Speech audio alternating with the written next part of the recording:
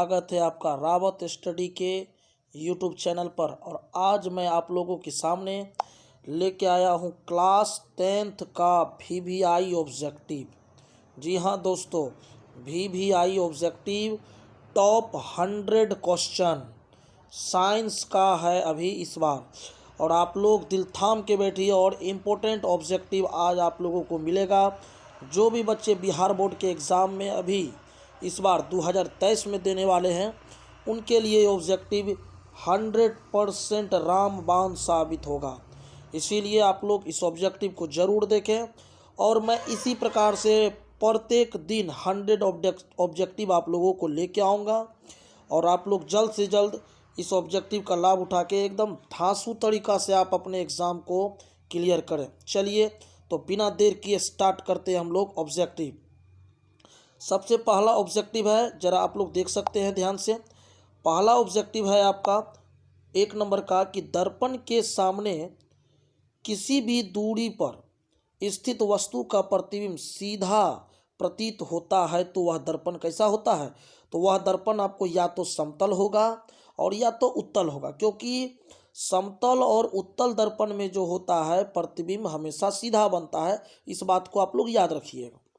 चलिए next question हम लोग देखते हैं, दूसरा नंबर क्वेश्चन। प्रत्येक ऑब्जेक्टिव को मैं डिक्लेयर से बताते जाऊंगा और रीजन के साथ, इसीलिए आप लोग ध्यान से देखिएगा। दूसरा ऑब्जेक्टिव है कि प्रकाश की किरणें गमन करती है। तो जी हाँ दोस्तों, प्रकाश की किरणें हमेशा सीधी रेखा में गमन करती है। चलिए नेक्स्ट क्वेश्चन है, प्रकाश के परावर्तन के कितने नियम हैं? तो प्रकाश के परावर्तन के 2 नियम हैं। चलिए चौथा नंबर क्वेश्चन, परावर्तन के नियम से निर्धारित होता है क्या चीज?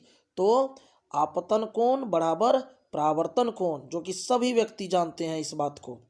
चलिए 10वां का विद्यार्थी जितना भी है एकदम चैनल को सब्सक्राइब कर देना है और पूरा ज़्यादा से ज़्यादा 10वां का जितना भी स्टूडेंट है इन सभी स्टूडेंट को यह वीडियो शेयर कर दीजिए, क्योंकि उनको भी लाभ मिलना जरूरी है। चलिए 5वां क्वेश्चन हम लोग देखते हैं।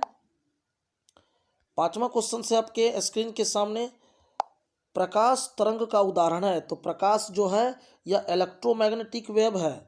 इलेक्ट्रोमैग्नेटिक वेव होता है प्रकाश तरंग, मतलब विद्युत चुंबकीय तरंग। बी नंबर इसका आंसर होगा। नेक्स्ट क्वेश्चन है, समतल दर्पण द्वारा बना प्रतिबिंब होता है तो कैसा होता है? काल्पनिक।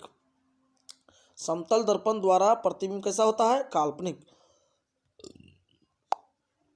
उसके बाद है, समतल दर्पण की फोकस दूरी क्या होती है? तो अनंत होती है। याद रखिएगा, समतल दर्पण की जो फोकस दूरी होती है वह इन्फिनिटी होती है, अनंत होती है। ठीक है। चलिए 8वां नंबर क्वेश्चन है आपको कि अवतल दर्पण के सामने वस्तु को कहाँ रखा जाए ताकि प्रतिबिंब उल्टा, वास्तविक और समान आकार का हो? तो जब समतल दर्पण में आप अगर कोई समतल दर्पण है, अगर वस्तु को वक्रता केंद्र मतलब C पर अगर आप रखते हैं तो वस्तु का जो प्रतिबिंब बनेगा वह प्रतिबिंब उल्टा भी बनेगा, वास्तविक भी बनेगा और समान आकार का बनेगा। तो चलिए नेक्स्ट क्वेश्चन की ओर। कहता उत्तल दर्पण में बना प्रतिबिंब काल्पनिक प्रतिबिंब होता है। तो उत्तल दर्पण में बना काल्पनिक प्रतिबिंब होता है, मतलब काल्पनिक प्रतिबिंब जो उत्तल दर्पण में जो बनता है वह किस प्रकार का होता है? तो उत्तल दर्पण में हमेशा जो प्रतिबिंब बनता है वह सीधा और जो है वह हासित बनता है। ठीक है। चलिए आगे है क्वेश्चन 10वां नंबर, दर्पण का सूत्र है। तो दर्पण का सूत्र आप सभी व्यक्ति जानते हैं, क्या होता है? 1/v + 1/u बराबर 1/f। तो आपका ए नंबर आंसर हो जाएगा। नेक्स्ट है 11वां नंबर क्वेश्चन, दाढ़ी जो बनाते होंगे सैलून और में जो जाते होंगे दाढ़ी बनाने के लिए, याद है ना?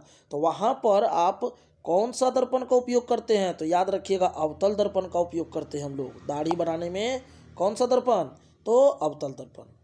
चलिए आगे है, किसी कार के अग्रदीप में प्रयुक्त दर्पण निम्न में से कौन सा होता है? मतलब हो गया जैसे कोई कार होता है ना, तो कार के बगल में जो आईना होती है उस आईना में कौन सा दर्पण लगा होता है, तो साइना में हमेशा याद रखिएगा उत्तल दर्पण लगा होता है। काहे उत्तल दर्पण लगा होता है? क्योंकि उत्तल दर्पण किसी भी प्रतिबिंब को क्या करता है, बड़ा दिखाता है, जिसके कारण यह जो है दूर की वस्तु को, अगर बड़ा बड़ा ट्रक भी अगर आ रहा है मान लीजिए, तो उस ट्रक को क्या करेगा, ये फ्रेश रूप में दिखाता है ये।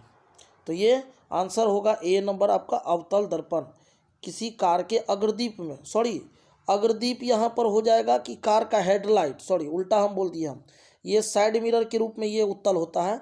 अग्रदीप मतलब हेडलाइट, जैसे जो कार होता है ना, तो उसके कार के अग्रदीप में जो होता है, उस अग्रदीप में कौन सा होता है, तो अग्रदीप में हमेशा याद रखिएगा अवतल दर्पण का इस्तेमाल किया जाता है। चलिए अगला कहता है कि किसी दर्पण का उपयोग पश्च दृश्य दर्पण के रूप में किया, यही हुआ साइड मिरर, इसी को बोलते हैं पश्च दृश्य, मतलब पीछे की दिशा को देखने के लिए।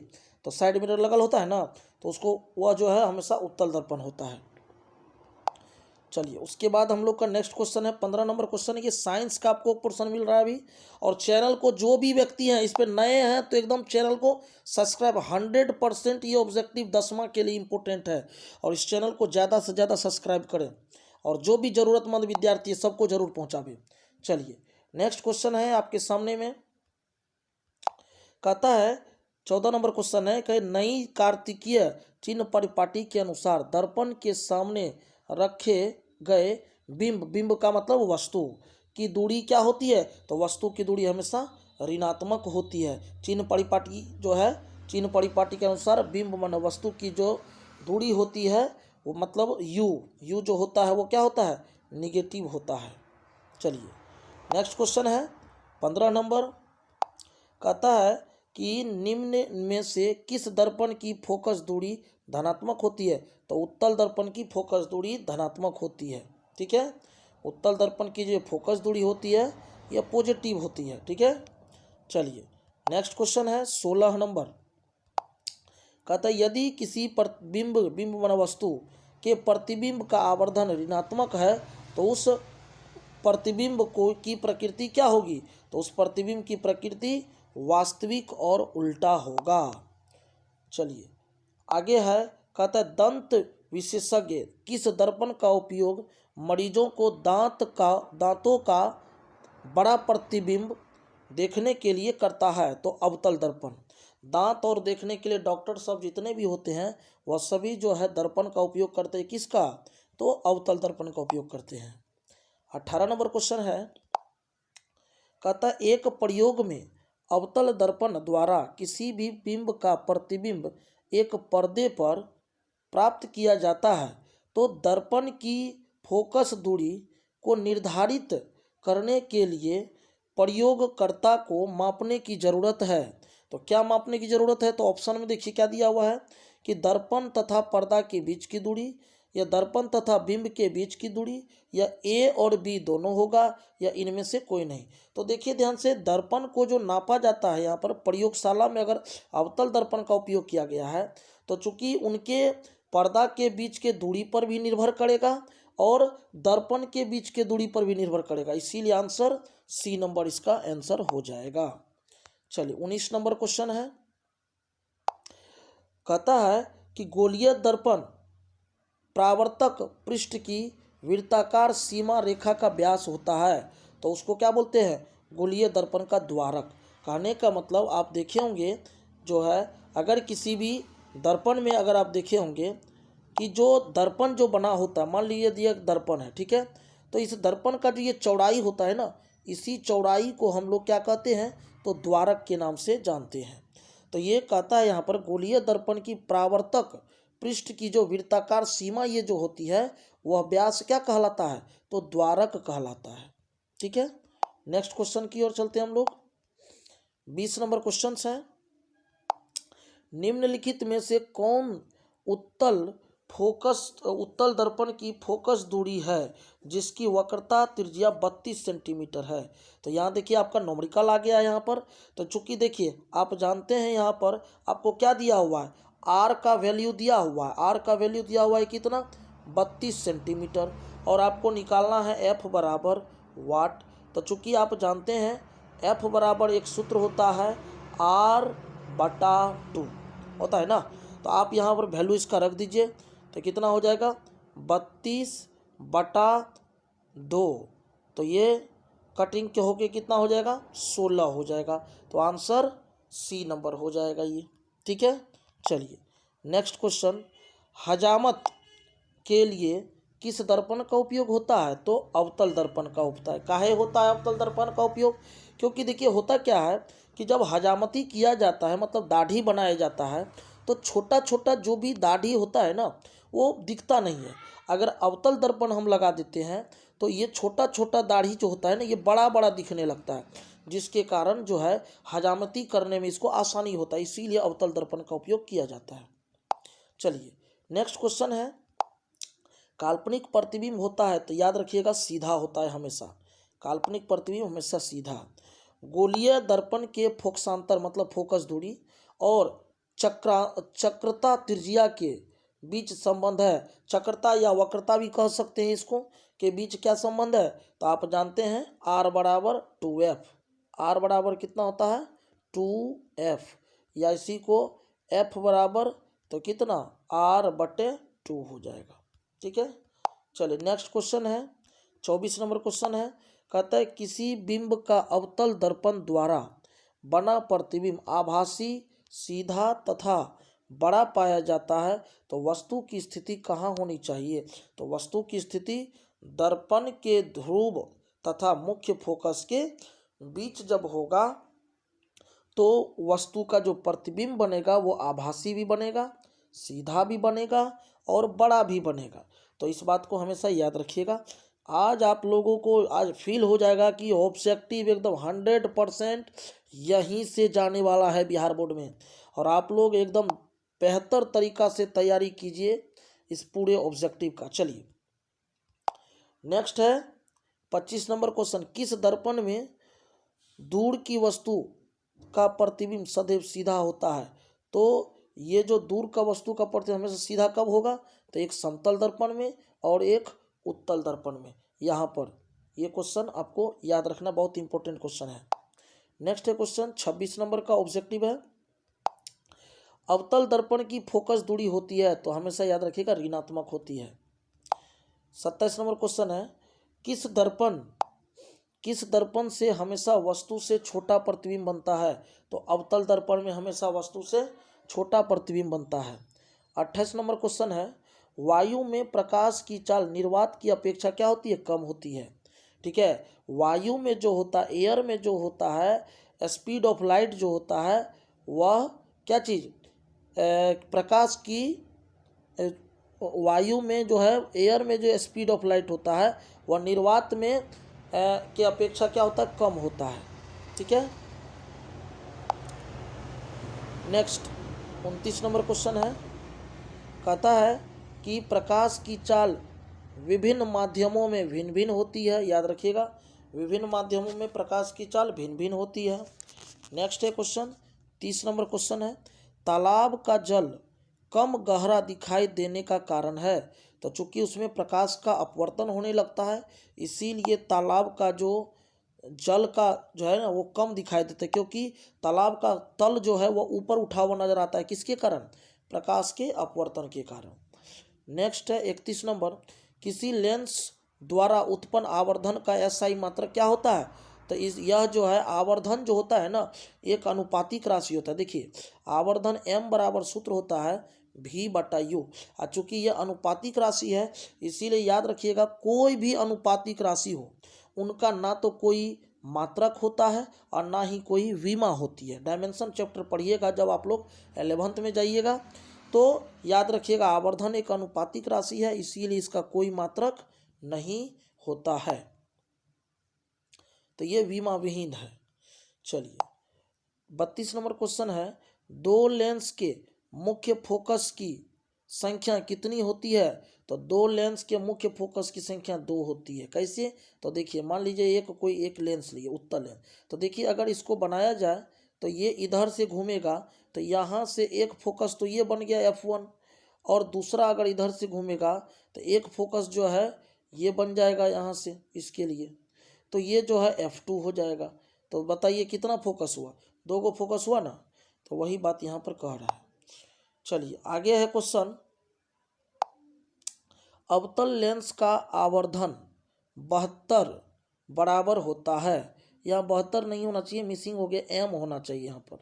ठीक है, अवतल लेंस का आवर्धन होता है तो याद रखिएगा V/U। अभी तुरंत भी बताए थे कि आवर्धन जो होता है वो किसके बराबर, V/U के बराबर होता है। चलिए नेक्स्ट क्वेश्चन 34 नंबर कहता है किसी माध्यम के अपवर्तनांक म्यू, यहाँ 11 लिखा हुआ है, म्यू मिसिंग हो गया है प्रिंटिंग में। किसी माध्यम के अपवर्तनांक म्यू का मान होता है तो स्नेल के नियम से आप जानते हैं म्यू बराबर जो होता है वह साइन आई बटे साइन आर होता है। तो आपका ऑप्शन नंबर बी नंबर हो जाएगा। चलिए 35 नंबर क्वेश्चन है, निम्नलिखित में से किसका आवर्धन सबसे अधिक होता है। तो हीरा का आवर्धन सबसे अधिक होता है। जो भी बच्चे इस चैनल पर नए हैं, इस रावत स्टडी के चैनल को ज़्यादा से ज़्यादा सब्सक्राइब करें, लाइक करें, और वीडियो अच्छा लगता है तो कमेंट तो करना ना भूलें। कमेंट आप जरूर करें, कमेंट करिएगा। आपका कितना ऑब्जेक्टिव सही होता है, आपका कितना तैयारी है, ये जरूर कमेंट करके बताइए आप लोग। और वीडियो कैसा लग रहा है इसको जरूर बताइए, और आप लोग इसको शेयर कीजिए, क्योंकि देखिए शेयर में कंजूसी कीजिएगा तो मेरा कॉन्फिडेंस लो हो जाएगा। इसीलिए शेयर और कमेंट और सब्सक्राइब भी करते जाइए, और आगे इसी प्रकार से राइट टाइम आप लोग को वीडियो मिलता रहेगा। और ऑब्जेक्टिव की तैयारी आप लोग करते हैं, सारा सब्जेक्ट याद रखिएगा, ऑल सब्जेक्ट का मैं ऑब्जेक्टिव दूंगा, ऑल सब्जेक्ट। इसीलिए टॉप 100 क्वेश्चंस पर डे आपको यहाँ पर हर सब्जेक्ट से मिलेगा। इसीलिए आप इस चीज़ को याद रखिएगा। और आप लोगों का अगर देखेंगे, अगर बेहतर आप लोगों का अगर रिस्पॉन्स रहा तो 100 से हम बढ़ा भी देंगे ऑब्जेक्टिव, 200 भी ऑब्जेक्टिव कर देंगे। तो इसीलिए ज़्यादा से ज़्यादा इसको शेयर भी करें और कमेंट भी करें, और ज़्यादा से ज़्यादा सब्सक्राइब करें इसको। चलिए तो 36 नंबर क्वेश्चन, निम्नलिखित में से किस लेंस को आभासी लेंस कहते हैं। तो अवतल लेंस को आभासी लेंस कहते हैं। याद रखिएगा, अवतल लेंस उत्तल लेंस को आभासी लेंस कहते हैं, और अवतल लेंस को अपसारी लेंस के नाम से जानते हैं। ठीक है, अपसारी काहे कहते हैं इसको, क्योंकि उत्तल लेंस जो होता है, अवतल लेंस जो होता है वो प्रकाश को क्या करता है, तो चारों बगल फैला देता है। ठीक है, ये विभिन्न दिशा में। लेकिन उत्तल लेंस क्या करता है, प्रकाश को एक ही बिंदु पर लाता है। इसीलिए उत्तल लेंस को अभिसारी और अवतल लेंस को अपसारी लेंस के नाम से जानते हैं।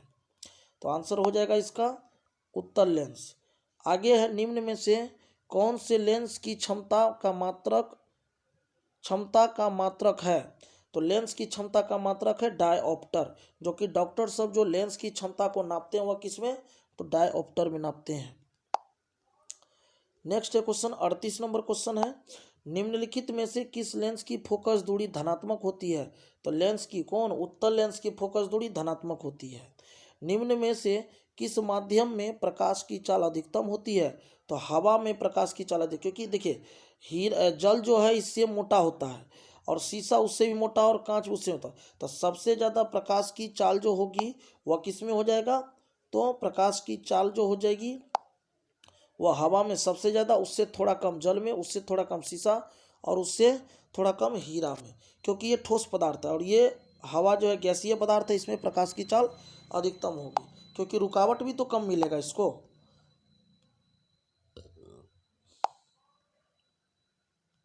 चलिए अब नेक्स्ट क्वेश्चन है 40 नंबर। 40 नंबर क्वेश्चन आपको क्या कह रहा है, देखिए कहता है कि शब्दकोश के छोटे अक्षरों को पढ़ने के लिए किस लेंस का उपयोग होता है। अब बताइए, जो व्यक्ति को छोटा छोटा अक्षर जो है नहीं पढ़ा जाता है तो उसको कौन सा लेंस, उत्तले लेंस का चश्मा लगेगा। वो भी 5 सेंटीमीटर फोकस दूरी का उत्तल लेंस का चश्मा अगर लगा देते हैं तो वह जो है वह व्यक्ति का वर्ड जो है वो बड़ा बड़ा दिखने लगेगा। चलिए नेक्स्ट क्वेश्चन है, चैनल को जल्द से जल्द सब्सक्राइब करें आप लोग, सब्सक्राइब में कमी ना करें। चलिए नेक्स्ट क्वेश्चन है 41 नंबर, निर्वात में प्रकाश की चाल होती है। तो 3 × 10⁸ मीटर प्रति सेकेंड, 3 × 10⁸ मीटर प्रति सेकेंड। ठीक है, निर्वात में प्रकाश की चाल 3 × 10⁸ मीटर प्रति सेकेंड। चलिए 42 नंबर क्वेश्चन है, एक उत्तल लेंस की फोकस दूरी 20 सेंटीमीटर है, तो इसकी क्षमता क्या होगी, तो +5 डायोप्टर। कैसे बनाएंगे, तो देखिए ध्यान से, ये सेंटीमीटर में है, याद रखिएगा सेंटीमीटर में जब रहता है तो लेंस की क्षमता का जो मात्रक होता है डायोप्टर जो होता है वह होता है 100/f। ठीक है, तो अभी बताइए यहाँ पर कितना दिया हुआ है, ये 20 सेंटीमीटर है ना, तो सेंटीमीटर के लिए ये हम सूत्र बताए हैं, तो क्या हो जाएगा 100/20, तो कट के हो गया कितना 5, इसीलिए आंसर 5। लेकिन इसी जगह पर अगर आपको ये मीटर में दिया रहेगा मान लीजिए, तो डायोप्टर बराबर हो जाएगा 1 मीटर और बटा हो जाएगा f। मान लीजिए अभी दे देता है यहाँ पर 100 मीटर, तो इसको 5 से डायरेक्ट भागा देते, तो ये कट के हो जाता है कितना 20, तो ये 20 डायोप्टर इसका आंसर हो जाता है। ठीक है, तो याद रखिएगा सेंटीमीटर में जब देगा तो 100/f और मीटर में देगा तो 1/f। चलिए नेक्स्ट है क्वेश्चन 44 नंबर क्वेश्चन है, 43 नंबर क्वेश्चन है, निम्नलिखित में से कौन सा पदार्थ लेंस बनाने के लिए प्रयुक्त नहीं होता है। तो मिट्टी जो है लेंस बनाने के लिए प्रयुक्त नहीं होता है, जल भी एक लेंस की तरह काम करता है, कांच भी और प्लास्टिक भी। चलिए 44 नंबर क्वेश्चन है, प्रकाश के अपवर्तन के कितने नियम है। तो प्रकाश के अपवर्तन के 2 नियम है। नेक्स्ट है, किस लेंस के द्वारा सिर्फ काल्पनिक प्रतिबिंब बनता है। तो अवतल लेंस के द्वारा सिर्फ काल्पनिक प्रतिबिंब बनता है। अब कह रहा है कि 1 एंगस्ट्रम जो है 1 एंगस्ट्रम का मान जो है वह किसके बराबर होता है। तो याद रखिएगा 10⁻⁻10 मीटर के बराबर होता है 1 एंगस्ट्रम। तो आंसर नंबर कितना हो जाएगा, ए नंबर हो जाएगा। नेक्स्ट है, एक उत्तल लेंस होता है तो वह किनारे की अपेक्षा क्या होता है, बीच में मोटा होता है। उत्तल लेंस आप देखेंगे ना इस प्रकार से बना होता है, तो देखिए तो किनारे पर पतला है और बीच में यहाँ पर उगा हुआ रहता है, मोटा रहता है।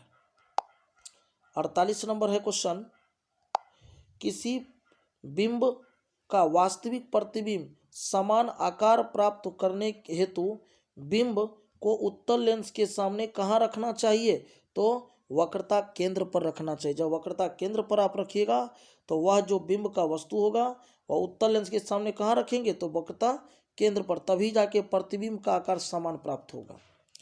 चलिए 49 नंबर क्वेश्चन है कि उत्तल लेंस द्वारा आवर्धित काल्पनिक प्रतिबिंब तब बनता है जब वस्तु रहती है कहाँ पर, तो फोकस और लेंस के बीच में जब रहेगा तो उत्तल लेंस द्वारा आवर्धित काल्पनिक प्रतिबिंब तब क्या होगा, यहाँ पर बहुत बड़ा आवर्धित प्रतिबिंब बनेगा और काल्पनिक भी बनेगा।